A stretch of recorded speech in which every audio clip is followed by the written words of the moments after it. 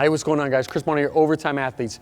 One question that I commonly get is, what is the best split or routine split, training split for getting a higher vertical jump? Now, I'll say this and I'll preface this now. This depends on what kind of athlete you are. If you're a beginner, 3 days a week total body would be suffice.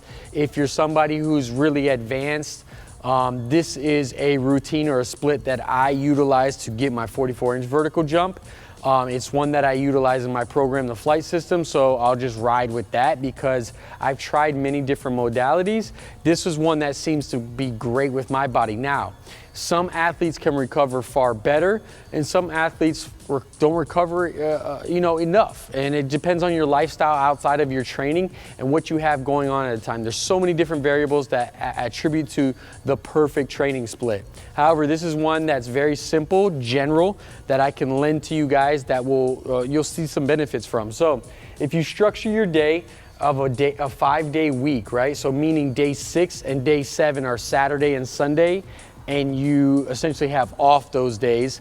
You can also play with this on a 5-day routine. So if you want to have one of these days, push it back to a Saturday because you want off Monday, that's fine too.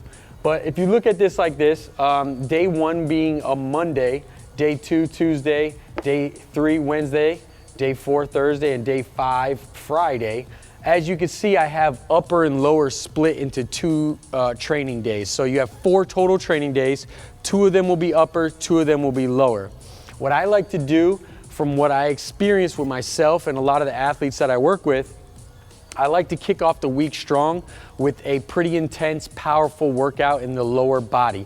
I like to focus now as far as resistance training, actually on the weights. As far as resistance training goes, I like to focus on the bend pattern. So we're working that hip hinge movement, that posterior chain with the glutes and hamstrings, and I'll focus more on that. Now, with the lower bend, I like to do a little bit more power. So I might do resistance training, whether that be some kind of med ball, heavy med ball toss, some kind of hang clean, some kind of tire, or I might even do a unilateral movement that's actually more of a lunge pattern for strength.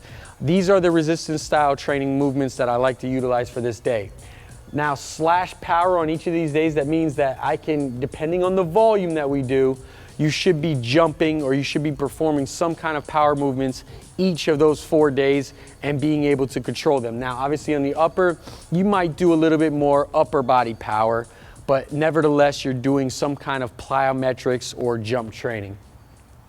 Day 2, like I said, I have upper here and slash power. So with this upper, I might balance out some kind of, I really like to balance out my horizontal push and my vertical push compared to my horizontal pull and my vertical pull. So on this day, I usually like to do some form of a bench press and then some kind of a pull-up. Day 3, we have off. Day 4, we're going back to lower body, and this is the important one, going back to lower body, and we do a squat pattern. And with that squat pattern, I like to do a little bit more focus on the resistance training here. So we're focusing more on strength. So I'll decrease the volume here. So while this is high, right, I'm going to decrease the volume here and focus more on strength here. So what I do with that is, my squats, I might go increase the volume. Your unilateral supplementary movements, I'll increase the volume. If I do a bend pattern here, some kind of RDL or something of that nature, I'm going to increase the volume. I also like to break down across the knee joint and perform, some kind of hamstring curl, or I'll even go across, through the hip joint, some kind of lateral lunge. Something that's supplementary to it that I wouldn't normally do, that's a compound movement. Finishing off day 5, we go back to upper. This might be more of a overhead press with a horizontal pull, so I'm really balancing out those movements. Now, your rotational movements, your lunge movements, your gait movements, those other primal movement patterns I really like, those will be supplemented as auxiliary movements to your compound movements. But what I wanted to do was set up a simple split for you guys to follow.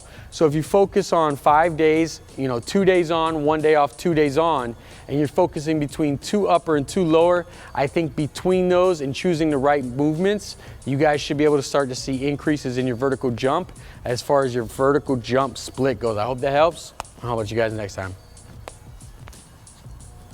Yo, what's going on? Thank you so much for watching this video. If you're interested in increasing your vertical jump or becoming an overall more explosive athlete, go ahead and sign up for my advanced vertical series. It's actually free, where I send you lessons each day for the next 5 to 10 days, basically covering everything that you need to be able to get a higher vertical jump. I'll see you inside.